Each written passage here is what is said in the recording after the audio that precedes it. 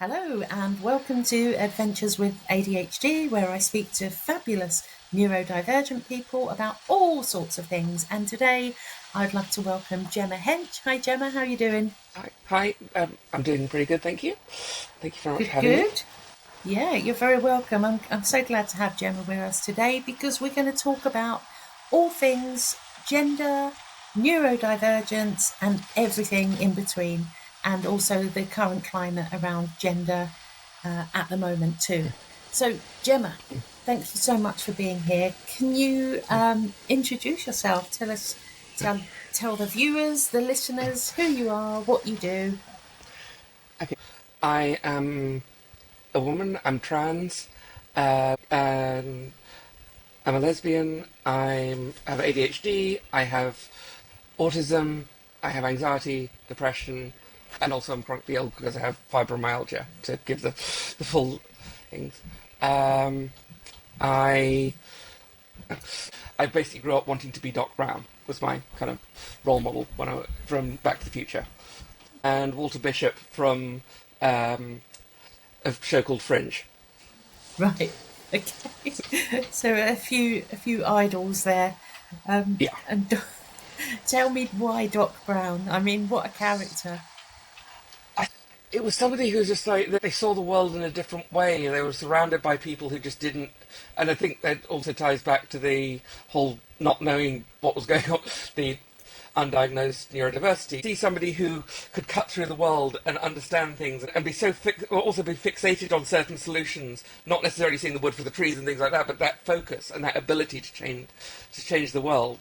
And also somebody who gets, I think there's also gets happy ending, things like that, and just like random craziness and wonderful things like that. But also just flying cars. Yeah. Is it DeLorean? Is that what they call it? Yeah, Yeah. yeah. Yeah. Flying car. Nice. So, what is it you do in your day-to-day life, Gemma? So technically, I am a programmer by trade, technically an unemployed programmer at the moment. I've been contracting for almost 20 years now. I have done some work full-time for companies, but mostly I will go in to solve a specific problem for 3 to 6 months. Gone as diverse as hardware programming to custom knitwear production pipelines, all the way through to various interactions with the banking and finance sector. I consider myself a generalist in my thing. Once I'm in and I settled and I can understand it and I break the problem down, Right. I love that aspect of just constantly being challenged. Yeah. And you're available for hire right now, is that right? Right. So, yes, But yes, I'm immediately available. cisgender is a term that's used a lot, and AFAB and AMAB. So, assigned female at birth, Yeah. assigned male at birth, and then transgender. To talk about, just to sort of clarify some terms. One of the most almost controversial terms that people come up with is transgender and cisgender, and all they are literally antonyms of each other. It's almost a way of when you have straight and gay, and actually, from what I've looked into history, is apparently when people started being called straight people were like, "Why are you calling me this? Just call me normal," type thing, and it's literally the same thing. It's just literally so the two terms are, in that regard, transgender means the fact that the gender that when I came out of my mum, the doctor said assigned male at birth.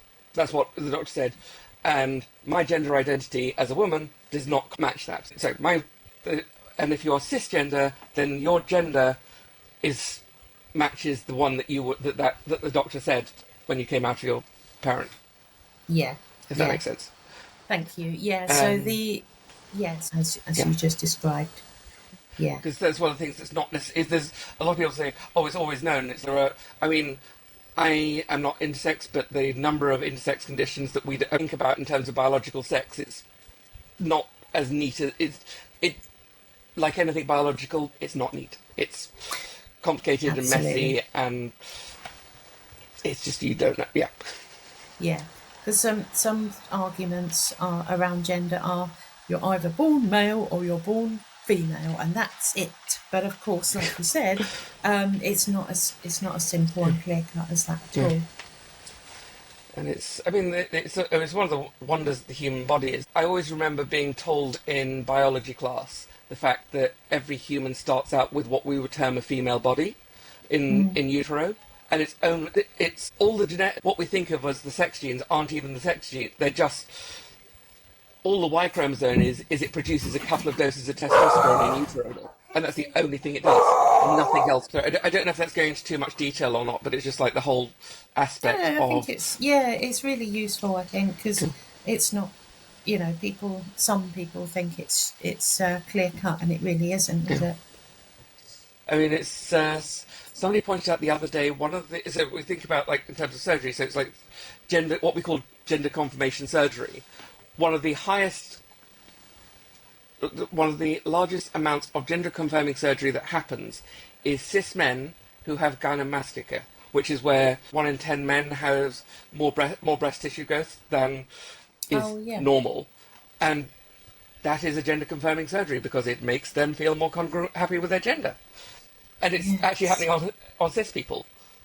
Yeah. It's any surgery that makes you feel more comfortable who you are, in your gender, that is what it is. That's all it is, if that makes sense. Yeah, and, it's just, why wouldn't you, I mean, So tell us a bit about your journey from realising that you're trans and also later on neurodivergent. I probably knew I subconsciously had lots of big flashing neon signs I was trans from very young age, because of course every teenage boy knows everything about trans people for reasons and just driven to research. That's perfectly normal, perfectly... What's weird about that? It wasn't until I was in my mid-20s. I was out on my birthday. Some friends of mine basically got this gorgeous woman to basically let me do a body shot off her. And I just felt like really weird about the whole situation, because it was just like... It felt very incongruous with what felt right about me. And I told another friend online, I felt really weird, and I was like, the words I used, she interpreted it as me saying I was trans. And I was like, that's not what I said. Was it? Wait, something wrong. And that's what we... That to me is when I realised, my head cracked as such, to start to realise what was going on. And, I mean, it still took years, because I still came back. I tried to ignore it when I was doing my final year at uni. Big mistake. And then eventually, I actually then ran away to America to transition. Admittedly, I wouldn't do that right now, but that was... Yeah. And partially it was like obviously stuff. My amazing, wonderful family. We had some issues initially, but the amount of support and love and care that once we kind of sort of figured out both where we were all at, I wouldn't be here today. I wouldn't be the person I am today without them. And it's things like my dad, who honestly had some of the best style sense for any straight man I've ever known, and has always bought clothes from like my one sister. I came back with basically clothes on my back from the States. US immigration is evil. It's a whole long story there. He took me clothes shopping. It was the first time I felt safe and accepted in a way that was so important. Both my parents are so important to me now, and also my sister as well. I always think at times my sister's a more fierce trans advocate than I am nowadays. And Right. Well, Yeah. I would not want to be a transphobe coming up against her. Brilliant.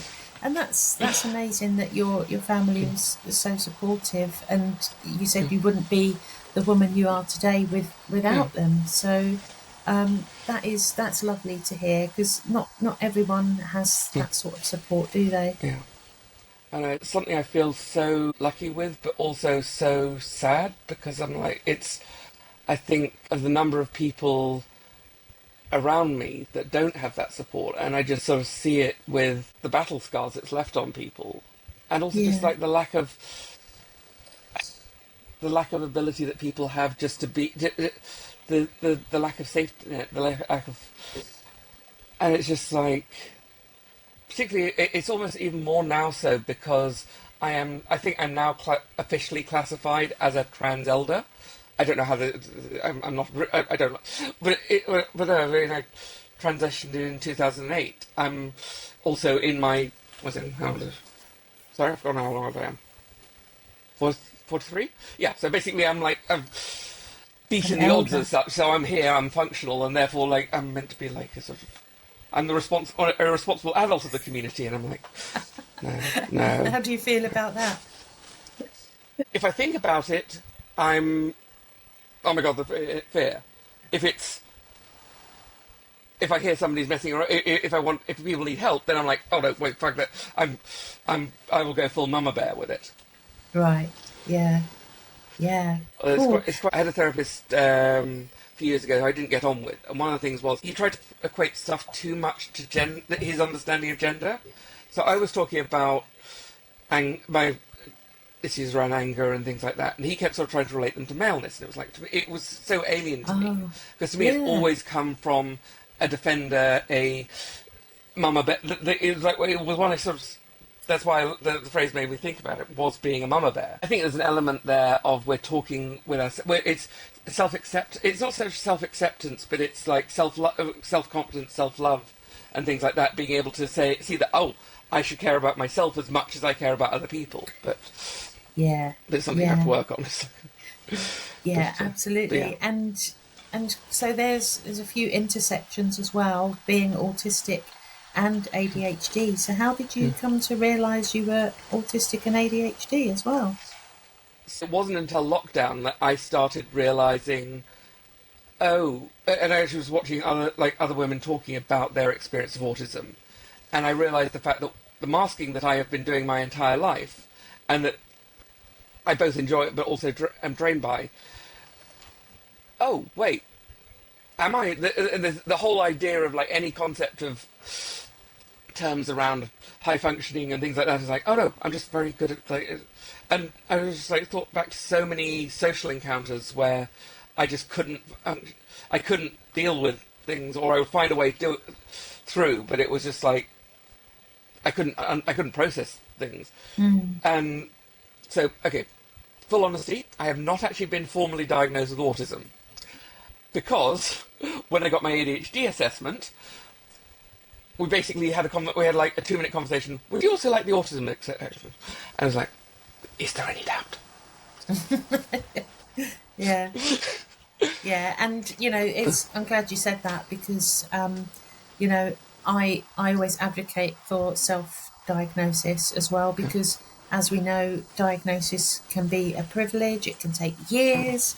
It's a harsh process to go through. It's really, so yeah, self-diagnosing, absolutely. If you know, you know. Sorry, can you just cut? I remember getting to the end of the ADHD assessment, and I was actually worried they were going to say, no, you don't have it. And I was just thinking back, Gemma, your entire life is evidence. I mean, one of the first things that I realised where the ADHD was, matcha makes me sleepy. And I mentioned this to somebody, it's like, and it's the whole thing of like, caffeine can make certain ADHD people sleepy, and I was like, that makes a lot more sense. But is that still that anxiety of being invalidated, of being told, oh no, you're wrong, something's wrong with, it's so hard. And as I say, I know exactly, I can give and the process is not, even under the best of circumstances. Yeah. I mean, yeah. It's a hard process to go through, and I think some people think that you just tick a few boxes and then say, oh, there's your diagnosis, but it's so much more than that. There's a lot in the news right now about the use of toilets for transgender people, and they've made some crazy laws. I'm not sure if they are laws. So what can you tell us about what's going on at the moment, and what we can do about it? So in a lot of ways, things are very much up in the air, because what has happened is, in a ruling that is not again, this is why I was mentioning biological sex, basically said the fact that there is a distinction between a cis woman and a trans woman. And therefore, there can be a justification for single-sex spaces, but it must be necessary and proportionate, which is not a really useful... It's not necessarily a useful definition, but what it has done is basically it has created two classes of people. It is effectively a separate but equal ruling. That has not necessarily changed anything, and the court was very strong, even though the court ruling was done without consultation of any trans groups or people, only with transphobic people. They still said this should not be taken as an excuse to automatically exclude people. What has then happened is the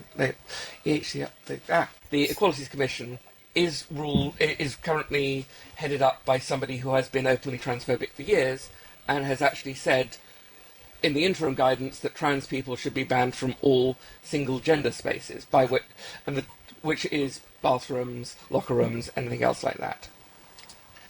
And has said not only of our actual gender, but suggested the fact that, for example, they suggested the fact that, well, we should also exclude a trans man from certain women's spaces because they don't want to ban there. It's like, but you just said the fact that they're not. It's that level. It's almost. Yeah.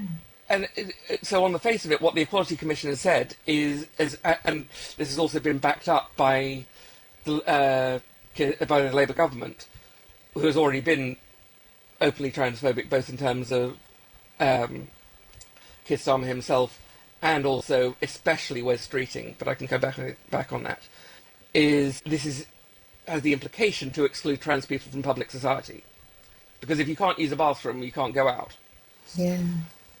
And it's terrifying, because it's like, I mean, we've literally, despite the political situation in this country, we've gone from one of the highest rated countries in the world, in Europe for LGBT acceptance, to one of the lowest in all of Europe.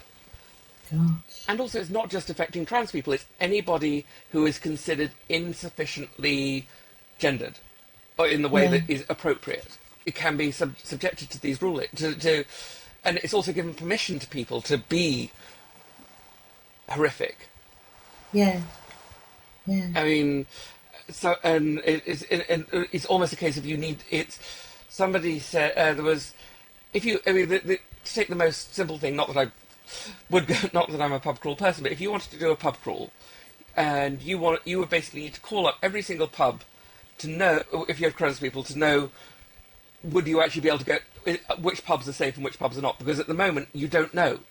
I mean, yes, there is legal protections that, in theory, there could be a court case for any discrimination, but you honestly don't know. That it could be, I mean, there's the whole controversy that's just happened with the Download Festival, which has just suddenly said, "Oh, we're going to apply this ruling."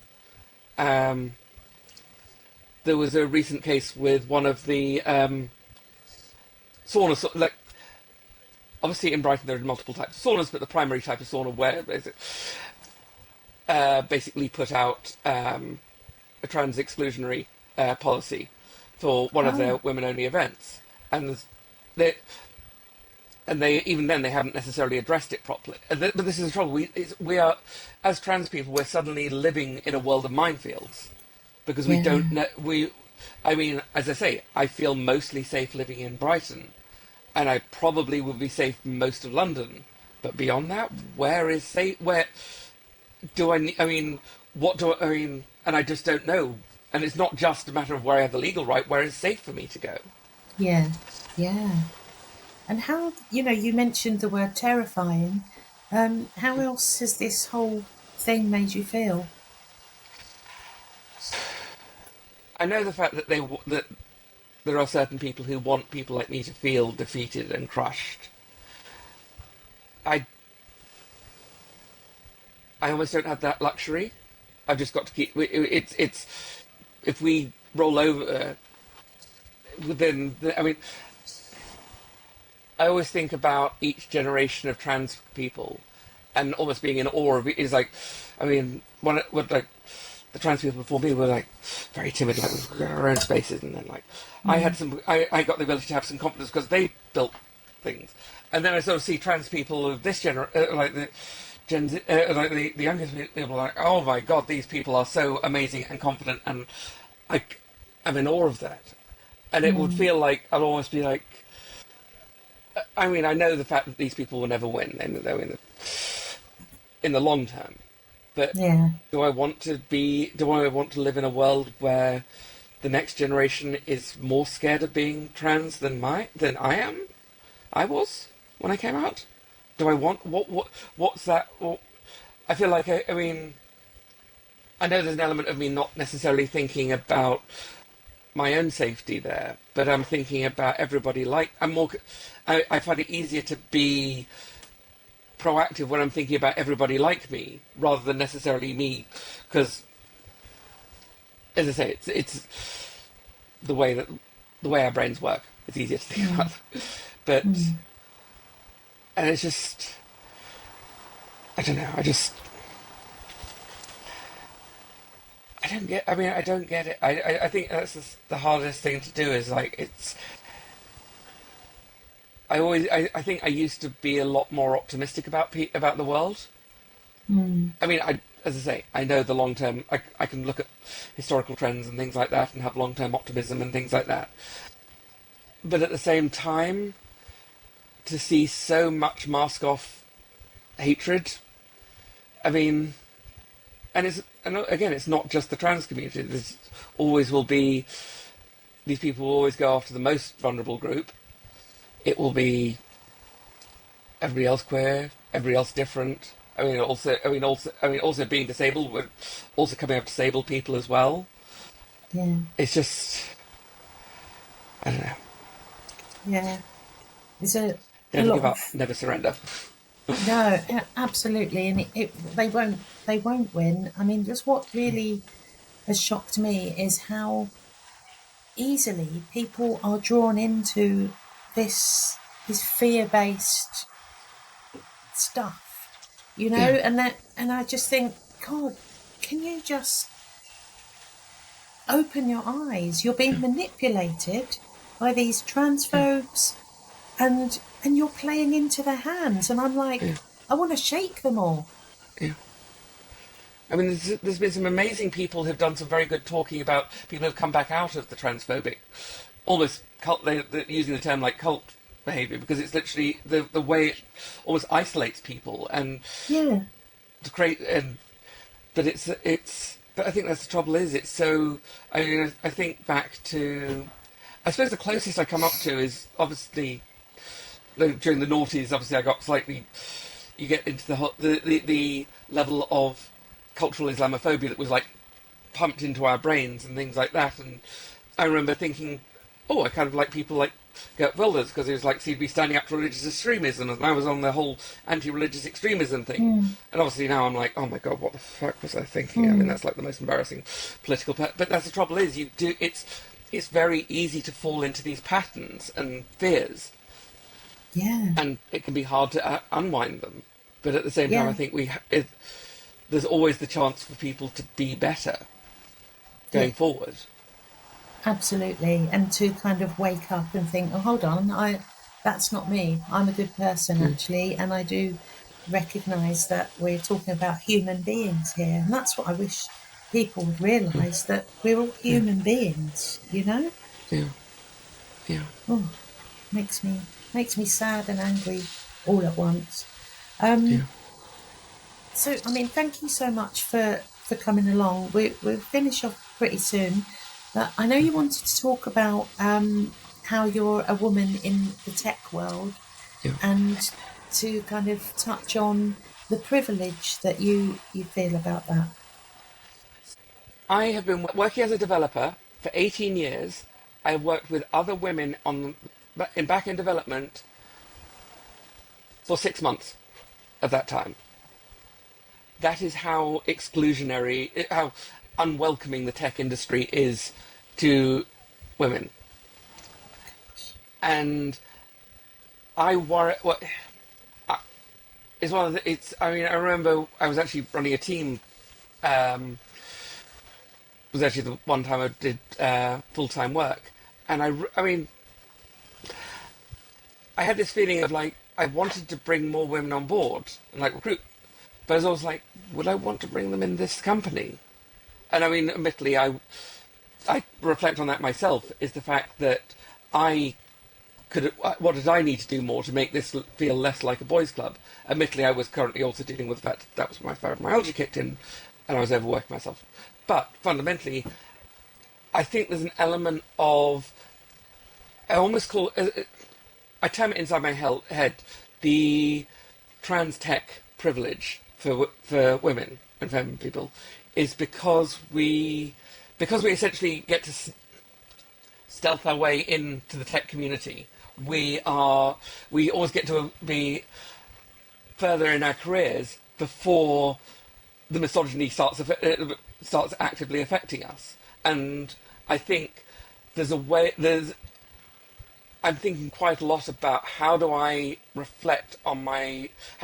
better use my ability to be places where other women may not necessarily be able to get as easily,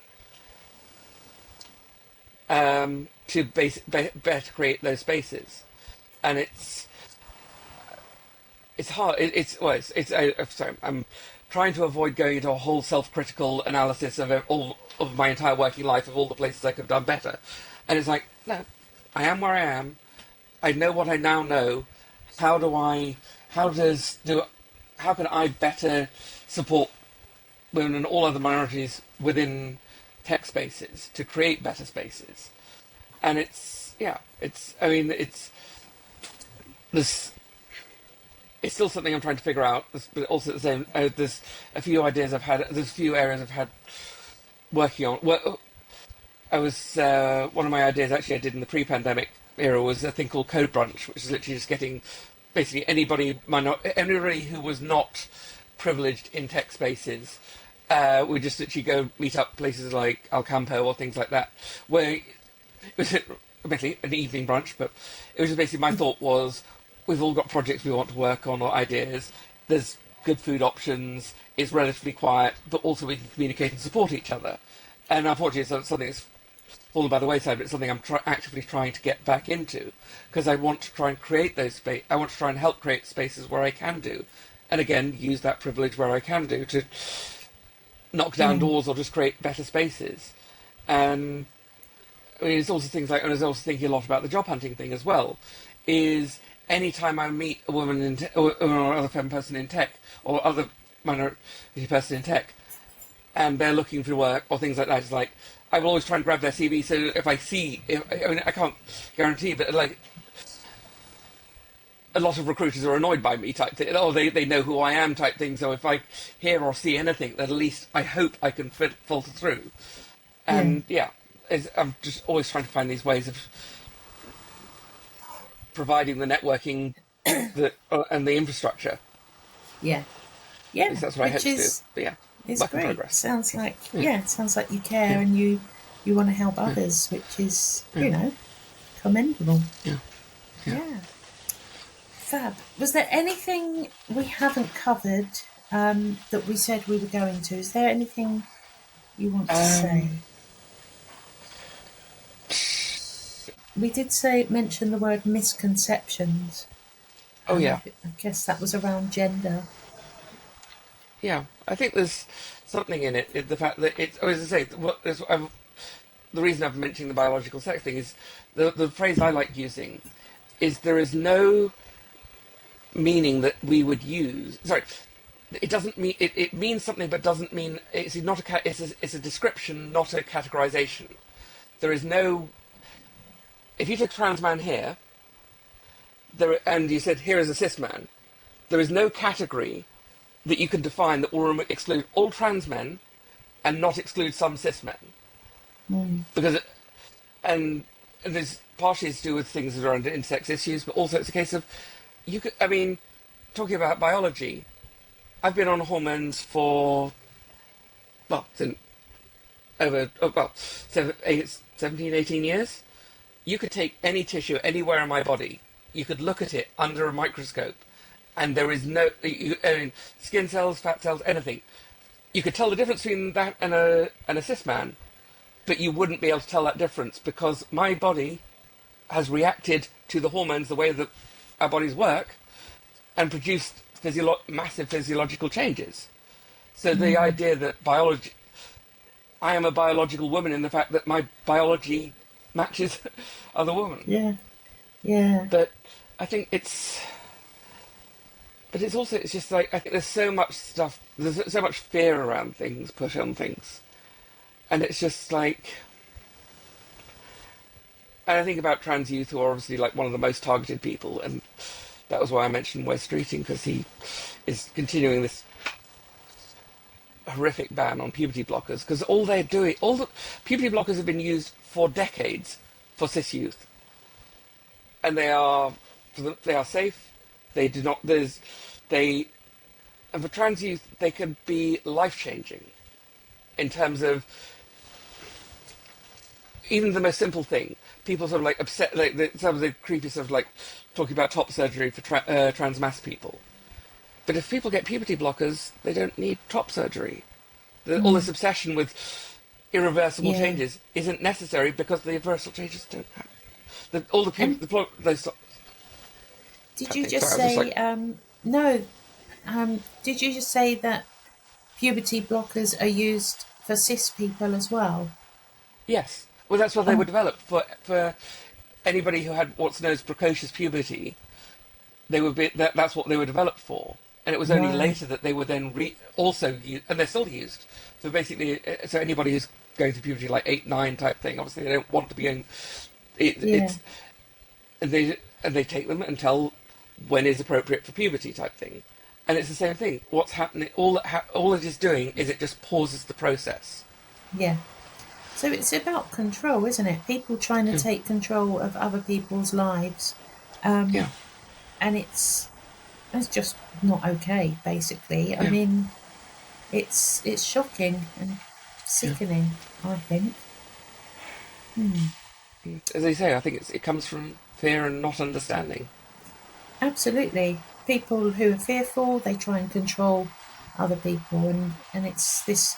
I mean, obviously, social media kind of doesn't help with spreading the fear, and it's well known that it kind of inflames it and causes extra issues. But it's one of the reasons why I stopped using. I actually have Facebook blocked on all my devices because Facebook got very good at putting things that would upset me in front of, because it knew that that's what's good at getting engagement.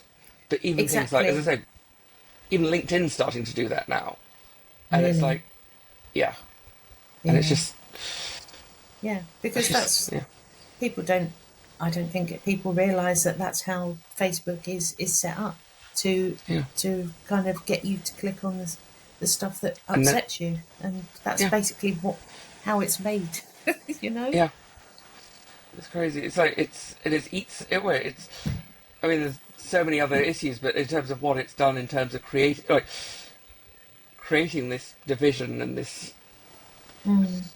I mean, and they know all this. I mean, it's like the releases that were brought around the Rohingya massacre, that we know the fact that Facebook was at least they did not stop it, and they were told they could. Their internal people knew that they could stop this propagation happening.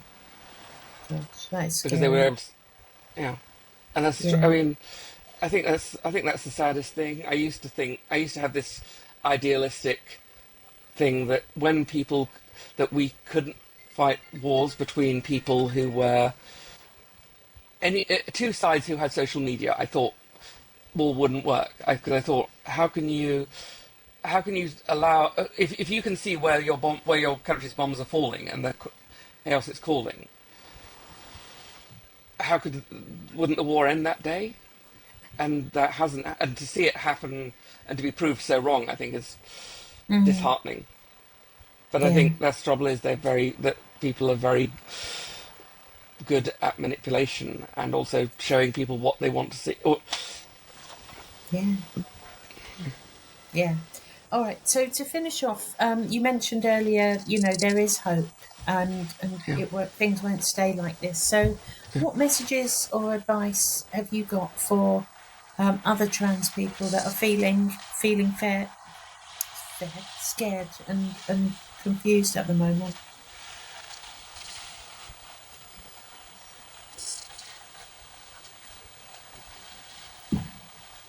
The first burning of books that we have pictures of from the Nazis is of the Museum of, the Institute of Sexology, which is one of the foundations of queer research and trans people in Berlin. Berlin was in the 1920s, was one of the most liberal, progressive, idealistic, wonderful places in the world. And that they literally burned it out. I mean, and obviously our historians consciously chose to ignore and erase what the Nazis were burning. And we know the fact that when camps were opened up, if you had a pink triangle and the troops knew what the pink triangle meant, they were keeping you locked up. But this is the thing. They literally even on an industrial scale of trying to wipe queer people out, they didn't succeed. And they've been trying, and it's not just that, we have records of queer and trans and other queer people back in Rome and in every culture on this planet. And there has been, again, systemic efforts to try and wipe us out, but we are still here. They're not going to, they can't, there is no world in which we will not be there. Maybe for a time, maybe some of us will be hiding in closets and things like that. But eventually we will come back out and we will learn, we will do better. We will be, I mean, they are dealing with, what's the word? Sorry. We are a force of nature, and they're trying to erase a force of nature. And yeah, that cannot happen. That no matter what they do. And so anything beyond that, any effort you make, any standing up, any keeping fighting. And I want to say, existing is an act of fighting. Every breath you take is an act of rebellion against these people. And that matters. It's not, and yes, there will be small moments which the world will change on, but it's not just, every little action and interaction that we make will build on this. Yeah. And eventually we will win. And yeah, Brilliant. I hope all of Yeah. you out there will be there to see us kick their asses. Absolutely. Sorry. No, go absolutely. It's called for. Gemma, thank you so much for coming along today and sharing your story, your thoughts, and being so open. It's been really helpful. Thank you. Oh, thank you so much for having me. It's been lovely. Yeah.